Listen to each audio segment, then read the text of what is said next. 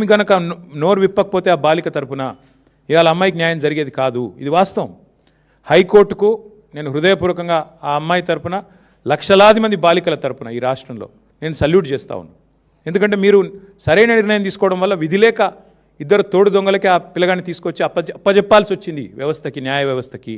లేకపోతే వీళ్ళు న్యాయం జరిగేది కాదు. మీడియా మౌనం, కేంద్ర మంత్రులు మౌనం, కేంద్ర ప్రభుత్వం మౌనం, రాష్ట్ర ప్రభుత్వం మౌనం. ఇన్ని వ్యవస్థలు ఒకటైతే కూడా చివరికి న్యాయ వ్యవస్థ వల్ల ఇలా అమ్మాయికి న్యాయం జరిగింది ఫైనల్గా. ఇంతకంటే ఎక్కువ నేను ఆ విషయంలో మేమేం రాజకీయం చేయలేదు, చేయబోము.